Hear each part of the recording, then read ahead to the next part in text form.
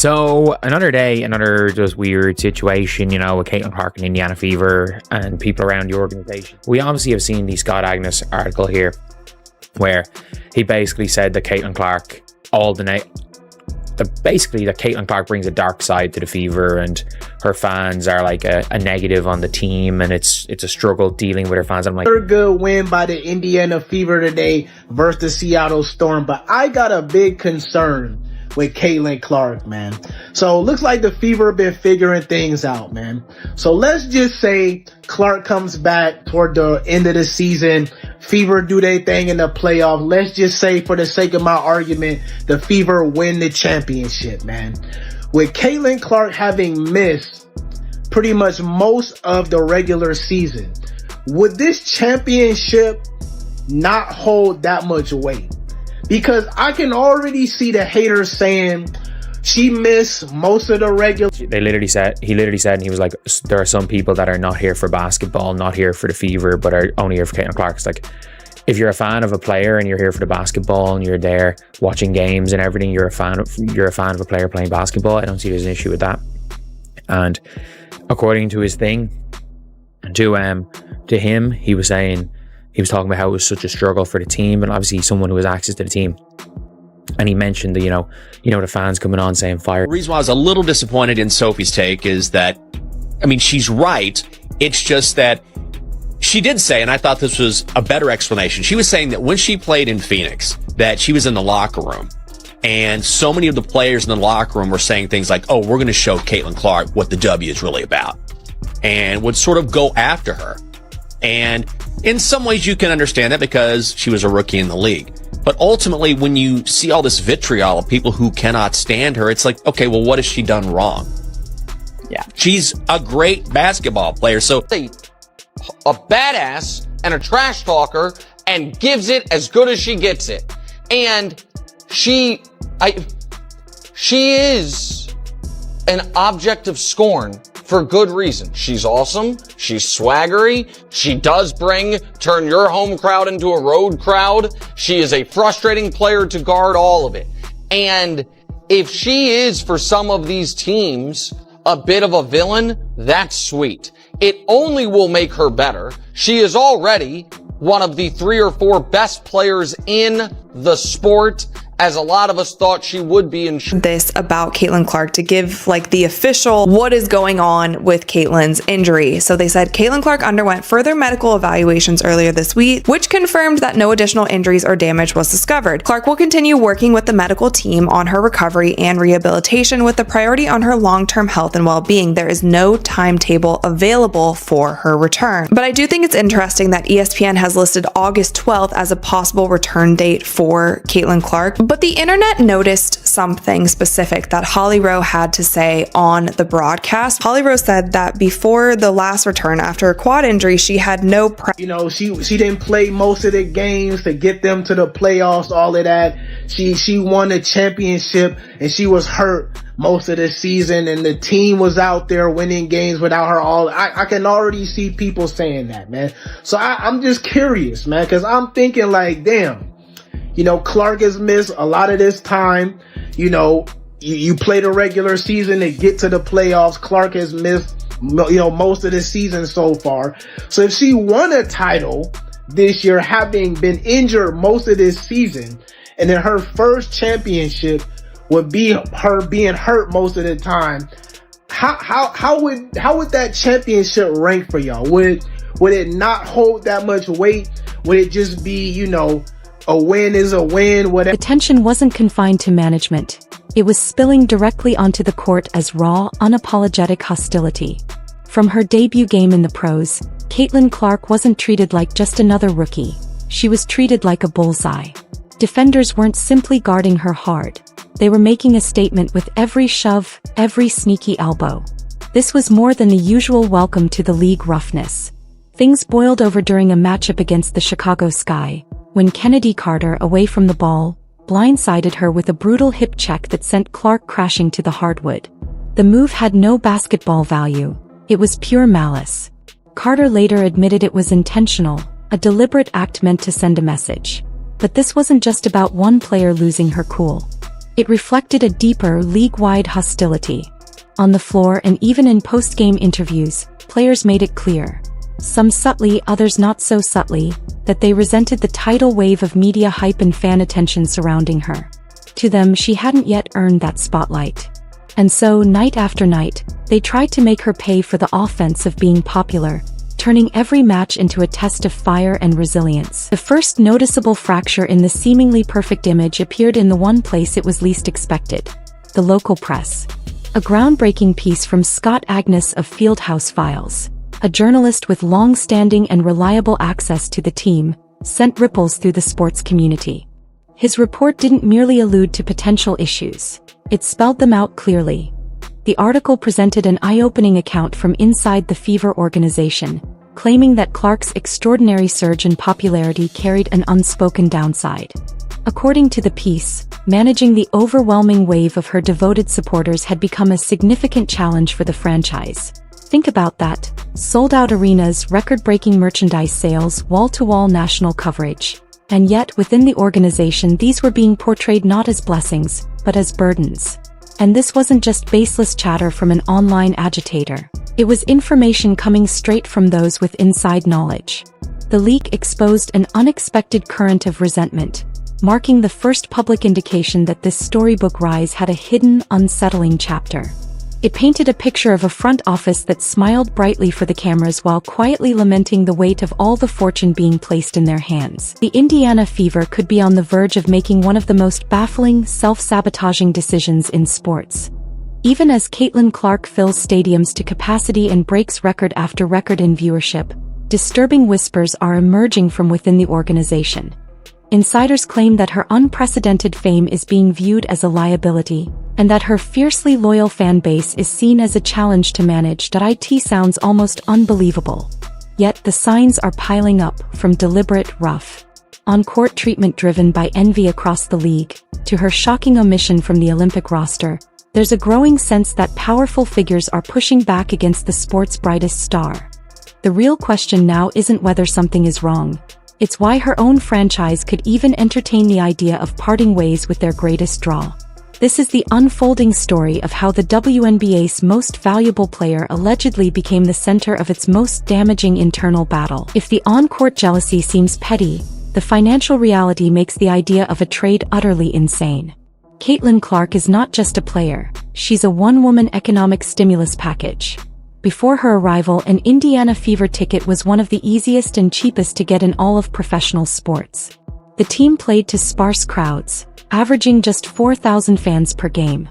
The moment she was drafted, that number quadrupled to over 17,000, with sold-out arenas becoming the norm, not just in Indiana, but in every single city she visited. The financial data is so staggering it's almost laughable.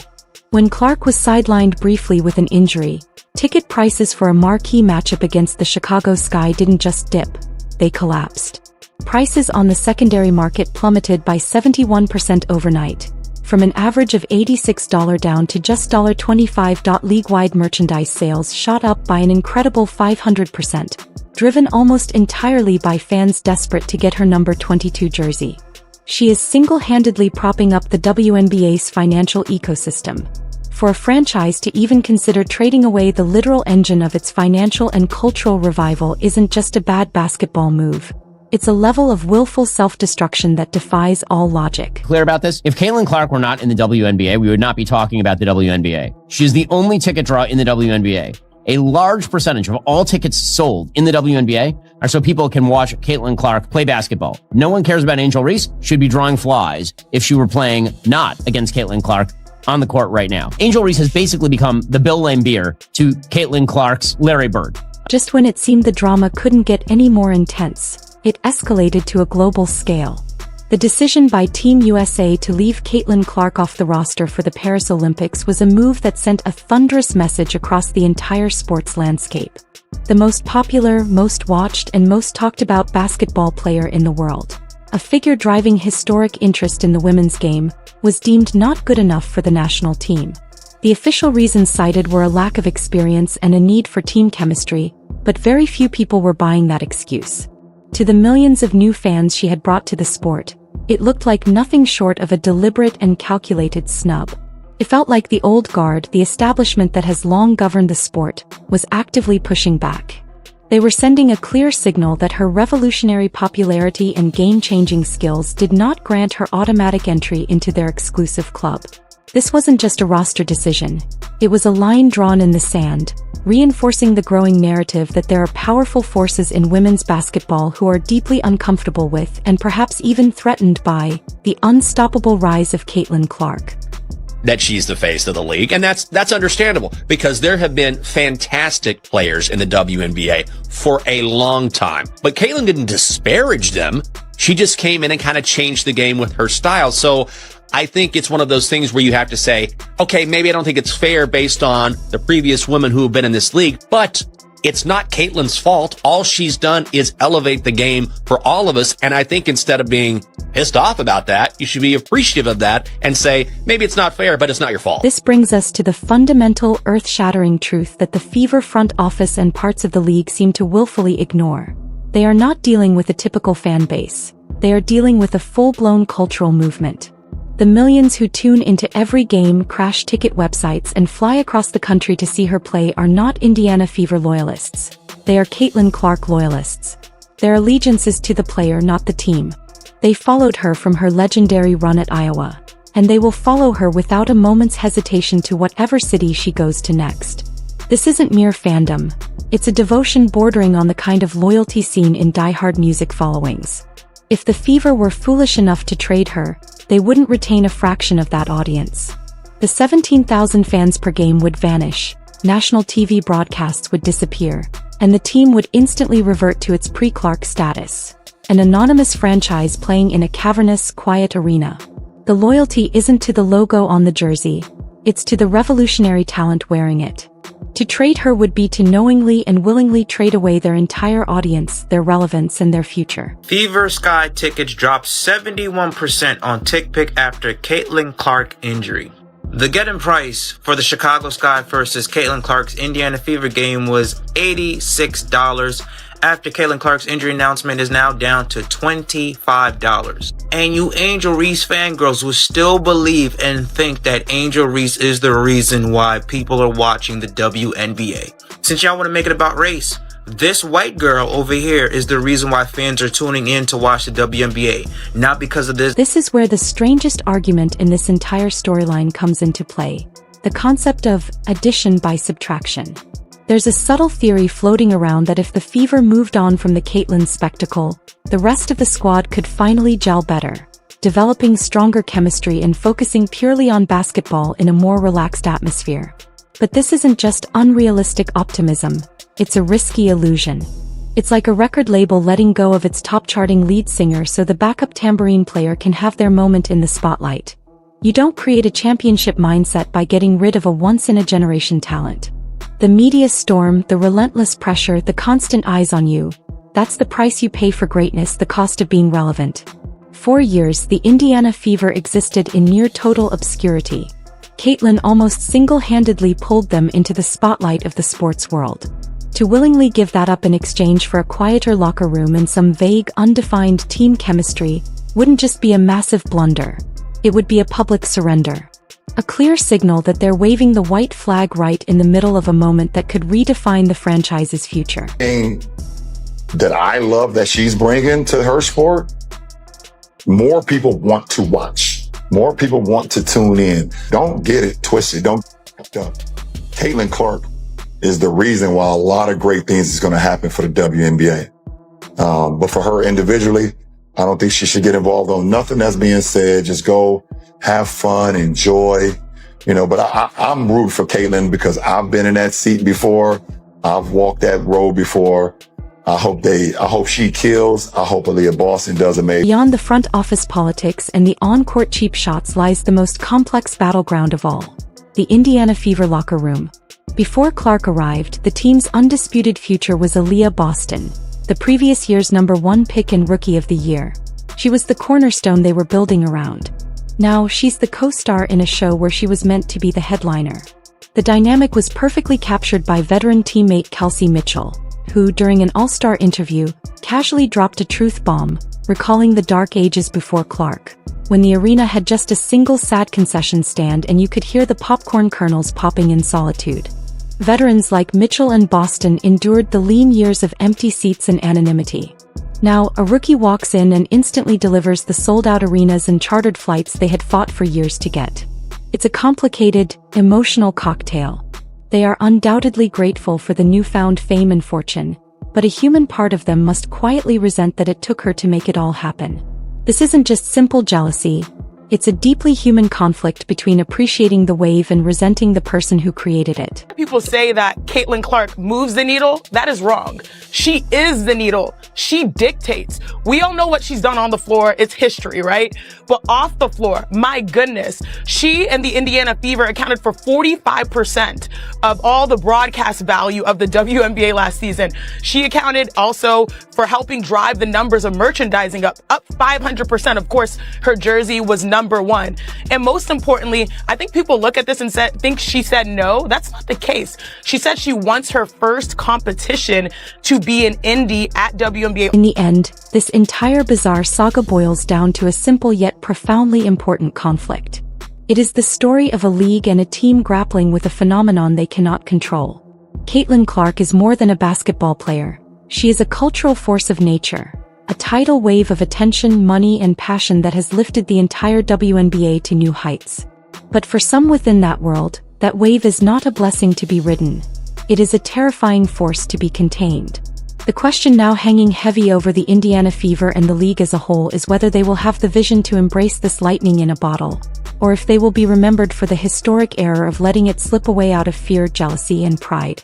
They are holding the future of the sport in their hands, and the whole world is watching to see whether they will cherish it or make the colossal mistake of crushing it. The aftermath of a trade wouldn't just be a news story.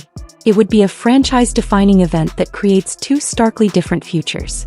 The moment the trade is announced, the Indiana Fever as a national brand effectively dies.